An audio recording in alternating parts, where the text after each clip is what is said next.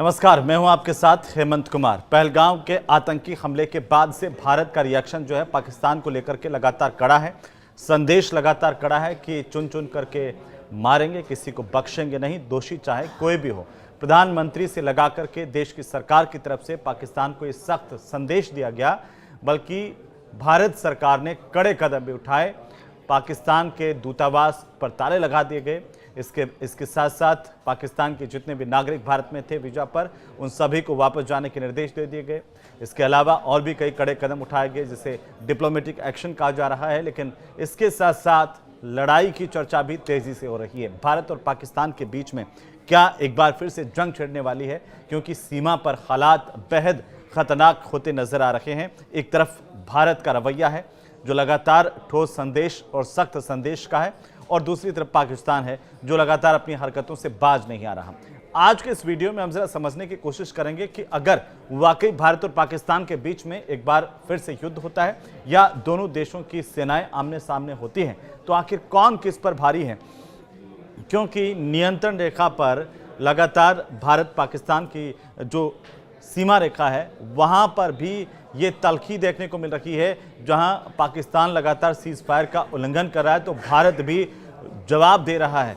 उधर पश्चिमी सीमा की बात करें तो राजस्थान और से जो लगती हुई सीमा है पाकिस्तान की, वहां पर अर्जुन टैंक जो है वो उतार दिए गए हैं और लगातार उनका युद्धाभ्यास चल रहा है। दूसरी तरफ जो नेवल कोर हैं, यानी कि नेवी है, वो भी लगातार अपने अभ्यास में जुटी हुई है। तो वायुसेना और थल सेना भी लगातार अभ्यास कर रही है, और इस वजह से ये आशंकाएं और ज़्यादा तेज़ हो गई हैं कि भारत पाकिस्तान के बीच में क्या युद्ध होगा। आज इसी को समझने के लिए कि भारत और पाकिस्तान के बीच में अगर युद्ध होता है तो ऐसी स्थिति में किसकी सेना किस पर कितना भारी पड़ेगी, और ये जानने के लिए हमारे साथ में रक्षा विशेषज्ञ संजीव श्रीवास्तव साहब जुड़ रहे हैं। उनसे हम जानेंगे करके भारत की सेनाओं को लेकर के जो धरातल पर स्थितियां हैं उसको लेकर के। संजीव श्रीवास्तव साहब, बहुत स्वागत है आपका। और सबसे पहला सवाल इस बात को लेकर के कि भारत की वायुसेना के मुकाबले पाकिस्तान की वायु शक्ति कहां तक ठहरती है सर? देखिए, वायुसेना की शक्ति के संदर्भ में भी भारत की वायुसेना पाकिस्तान के ऊपर बड़ी महारत रखती है, और पाकिस्तान की तुलना में भारत की सेना बहुत ऊंचा स्थान रखती है। भारत विश्व की चौथी सबसे बड़ी वायुसेना है, और जाहिर है कि पाकिस्तान भारत के समक्ष कहीं नहीं ठहरता है। और भारत के वायुसेना में अब तो राफेल जैसे 4.5 जनरेशन के फाइटर जेट्स भी शामिल हो गए हैं, जिससे कि भारत की वायुसेना की शक्ति और भी अधिक बढ़ी है। सुखोई 30 MKI, मिराज, जगुआर और मिग विमान पहले से ही भारत में अपनी सेवाएं दे रहे थे, और इन विमानों ने पाकिस्तान के विरुद्ध सभी युद्धों में शानदार प्रदर्शन किया है और उसके ऊपर विजय हासिल की है। और जाहिर है कि यदि युद्ध छिड़ता है तो ऐसे में भारत के जो वायुसेना की जो शक्ति है वो पाकिस्तान की वायुसेना पर बहुत भारी पड़ेगी। पाकिस्तान के पास GF-17 और F-16 फाइटर जेट्स अवश्य हैं, लेकिन ये भारत के जो वायुसेना के विमानों के शक्ति के समक्ष काफ़ी कम हैं। और भारत के जो फाइटर जेट्स की जो संख्या के दृष्टिकोण से भी देखें तो भारत पाकिस्तान के ऊपर कहीं ज़्यादा बड़ी महारत रखता है, और वायुसेना की शक्ति के संदर्भ में भी भारत का पाकिस्तान से कोई मुकाबला नहीं है। भारत की शक्ति पाकिस्तान की तुलना में बहुत ऊंची है। बिल्कुल श्रीवास्तव साहब। और दूसरा सवाल इस बात को लेकर के कि भारत के राफेल और Su-30 का मुकाबला अगर हम देखें पाकिस्तान के F-16 के साथ में, और चीन से जो पाकिस्तान को जंगी जहाज़ मिले हैं उनके स्तर पर अगर हम इसे देखें, तो ये मुकाबले में स्तर कहां पर है दोनों के बीच का?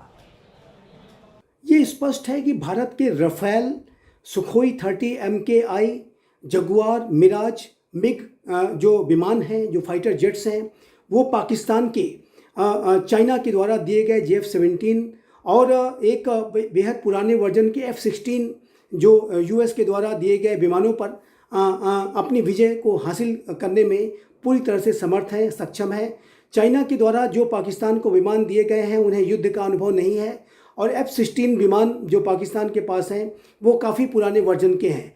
और ऐसे में ये जो भारत के एडवांस फाइटर जेट्स हैं और उनकी जो बड़ी संख्या है वो पाकिस्तान की वायुसेना पर भारी साबित होगी। उस पर एक बड़ी विजय को हासिल करने में हमारी वायुसेना पूरी तरह से समर्थ और सक्षम है। और यदि कोई युद्ध छिड़ता है तो भारत की वायुसेना पाकिस्तान के वायुसेना के द्वारा दी गई किसी भी चुनौती पर पूरी तरह से विजय हासिल करेगी, इसमें कोई दो राय नहीं है।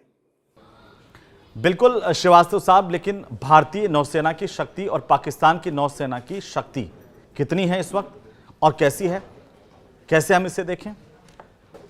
देखिए, नौसेना की शक्ति के संदर्भ में भी भारत की नौसेना पाकिस्तान की तुलना में बहुत अधिक शक्तिशाली है।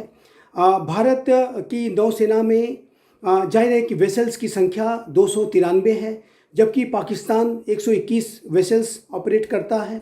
और भारत के पास 2 एयरक्राफ्ट कैरियर्स हैं, INS विक्रांत और INS विक्रमादित्य, जबकि पाकिस्तान के पास कोई एयरक्राफ्ट कैरियर नहीं है।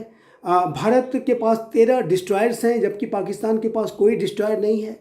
भारत के सबमरीन्स की संख्या 18 है, जबकि पाकिस्तान 8 सबमरीन्स की क्षमता रखता है। तो जाहिर है कि नौसेना की शक्ति के संदर्भ में भी भारत की नौसेना पाकिस्तान की तुलना में बहुत बड़ी विशाल शक्ति रखती है। और किसी भी युद्ध की स्थिति में भारत की नौसेना पाकिस्तान की पराजय को सुनिश्चित करने में एक बड़ी भूमिका पहले भी उसने निभाई है और आने वाले समय में भी यदि कोई युद्ध छिड़ता है तो ऐसे में भारत की नौसेना पाकिस्तान की नौसेना के ऊपर और पाकिस्तान के ऊपर पूरी तरीके से विजय को हासिल करने के संदर्भ में जाहिर है कि एक बड़ी कैपेबिलिटी रखती है। और पहले भी 1971 के विशेष रूप से युद्ध में भारत की नौसेना का जो कंट्रीब्यूशन रहा है बहुत ही बड़ा रहा। और आने वाले समय में भी अगर कोई युद्ध छिड़ता है तो भारत की नौसेना की एक अहम भूमिका पाकिस्तान के ऊपर विजय को सुनिश्चित करने में होगी। अब देखिए, लगातार जब युद्ध होता है तो पाकिस्तान की तरफ से बार बार आपने तो देखा होगा सर कि कैसे युद्ध की स्थितियां जब बनती है पाकिस्तान वही गीदड़ भभकी देता है परमाणु युद्ध की। और अगर परमाणु युद्ध की स्थिति आती है दोनों देशों के बीच में तो वो स्थिति क्या होगी? भारत की तरह पहले प्रयोग ना करने की बाध्यता भी पाकिस्तान के पास नहीं है। देखिए, नाभिकीय अस्त्रों के संदर्भ में भारत की जो नीति है बहुत स्पष्ट है। भारत का जो न्यूक्लियर डॉक्ट्रिन है वो इस बात को स्पष्ट रूप से कहता है कि Bharat nuclear no first use की नीति पर चलेगा। लेकिन यदि भारत के ऊपर किसी शत्रु के द्वारा किसी नाभिकीय अस्त्र का इस्तेमाल किया गया तो भारत उसका मैसिव रिटेलिएशन करेगा। और यदि पाकिस्तान ने भारत के ऊपर किसी तरीके के नाभिकीय अस्त्र को इस्तेमाल करने का दुस्साहस किया और यहाँ तक कि यदि किसी टैक्टिकल न्यूक्लियर वेपन का भी उसने अगर इस्तेमाल किया तो भारत का जो रिटेलिएशन होगा वो मैसिव होगा। और पाकिस्तान जाहिर है कि अगले दिन विश्व के मैप से नदारद दिखेगा और उसका अस्तित्व नहीं बचेगा, इसमें कोई दो राय नहीं है। और पाकिस्तान के जो हुक्मरान हैं वो समय समय पर नाभिकीय अस्त्रों के इस्तेमाल की धमकियां अवश्य देते हैं, लेकिन वो अपनी कमजोरियों पर पर्दा डालने के लिए इस तरीके की धमकियां देते हैं। लेकिन यदि पाकिस्तान के हुक्मरान भारत की न्यूक्लियर डॉक्ट्रिन को ध्यान से पढ़ें और समझें तो जाहिर है कि उन्हें ऐसे बयानों को देने से बचना चाहिए। Bharat nuclear no first use की नीति पर तो अवश्य चलेगा, लेकिन यदि कोई नाभिकीय हमला भारत के ऊपर होता है तो उसका जो रिस्पांस है वो मैसिव होगा और वो पाकिस्तान के लिए अनबेरेबल होगा और वो पूरे पाकिस्तान के अस्तित्व को समाप्त करने का कारण बनेगा। तो इसमें कोई दो राय नहीं है कि नाभिकीय अस्त्रों का आज के अंतर्राष्ट्रीय सामरिक वातावरण में बहुत अधिक महत्व है। ये वेपन्स ऑफ डेटरेंस हैं, ये वेपन्स ऑफ वॉर नहीं है। लेकिन जाहिर है कि यदि किसी राष्ट्र ने इसे वेपन ऑफ वॉर बनाने की कोशिश की तो उस राष्ट्र का अस्तित्व भी मिट जाएगा, इसमें कोई दो राय नहीं है। और भारत अपने नाभिकीय अस्त्रों के इस्तेमाल को लेकर के बड़े ही जिम्मेदारी भरे भाव से चलता है और भारत का न्यूक्लियर वेपन्स को लेकर के एक इम्पेक्केबल रिकॉर्ड है। लेकिन पाकिस्तान वहीं देखें तो वो नाभिकीय प्रसार के अनेक साजिशों में शामिल रहा है। डॉक्टर अब्दुल कादिर खान जो पाकिस्तान के साइंटिस्ट थे वो अपने इसी कृत्यों के लिए कुख्यात थे। तो पाकिस्तान जाहिर है कि उसके पास नाभिकीय अस्त्र तो अवश्य हैं, लेकिन नाभिकीय अस्त्रों के इस्तेमाल के संदर्भ में जो उसके द्वारा बयान दिए जा रहे हैं वो गीदड़ भभकी से ज़्यादा कुछ नहीं है, क्योंकि ये जो पाकिस्तान के हुक्मरान अच्छी तरह से जानते हैं कि यदि उन्होंने ऐसा कोई दुस्साहस किया तो वो पूरे पाकिस्तान के अस्तित्व को ही समाप्त कर देगा और भारत का जो इसके बाद जो रिटेलिएशन होगा वो मैसिव होगा, जो कि पाकिस्तान के लिए अनबियरेबल होगा। बिल्कुल संजीव श्रीवास्तव साहब, आपने बहुत ही बेहतरीन तरीके से समझाया कि अगर दोनों देशों के बीच में एक बार फिर से अगर युद्ध लड़ा जाता है, धरातल पर युद्ध की स्थितियां बनती है और युद्ध होता है, तो स्थितियां क्या है, धरातल पर मौजूदा स्थितियां भारत और पाकिस्तान की क्या है, वो हमने बहुत ही बेहतरीन तरीके से समझा। ये भी आपने बताया कि भारत की सेना कैसे दुश्मन देश पर भारी पड़ती आई है और अब की बार भी भारी पड़ेगी, कैसे हम वायु शक्ति में इसे मार दे सकते हैं और साथ ही साथ जो हमारी नेवल यूनिट है, हमारी नेवी है, वो कैसे पाकिस्तान से बेहतर है, वो कैसे मार करेगी। तो ये थल सेना, वायुसेना और नेवी, तीनों सेनाओं का जो प्रहार है वो पाकिस्तान कैसे झेल पाएगा, ये सबसे बड़ा सवाल। और हमारे साथ जुड़ने के लिए और इतनी बेहतरीन तरीके से ये पूरा युद्ध का जो मंजर है उसे समझाने के लिए, हम भारतीय सेना की ताकत को समझाने के लिए बहुत शुक्रिया हमारे साथ जुड़ने के लिए। नमस्कार।